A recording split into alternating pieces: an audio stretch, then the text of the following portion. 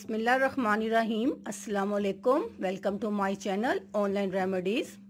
अक्सर ख़वातीन जोड़ों के दर्द में मुब्तला रहती हैं और ये मसला औरतों को ही नहीं बल्कि मर्दों को भी ये लाहक है। और इसके लिए अक्सर हम लोग डॉक्टरों के पास जाते हैं और महंगे महंगे इलाज करवाते हैं। जोड़ों का दर्द एक बिन बुलाए मेहमान की तरह होता है जिसको आने में ज़रा वक्त नहीं लगता, लेकिन इसकी वजह से हमारी ज़िंदगी बहुत मुतासिर हो जाती है और काम करने में बहुत तकलीफ महसूस होती है।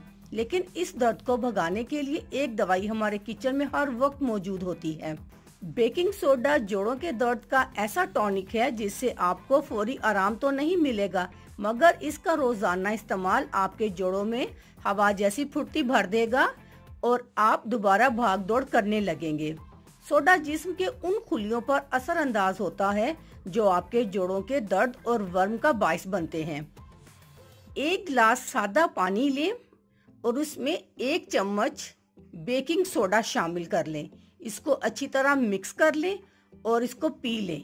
इसको पीने से जोड़ों का दर्द भी शिद्दत नहीं पाएगा और साथ ही जिस्म में बढ़ने वाली चर्बी जो चलने फिरने में हमें तकलीफ देती है उससे भी हमें निजात मिल जाएगी। तो कैसी लगी मेरी आज की वीडियो? अल्लाह हाफिज।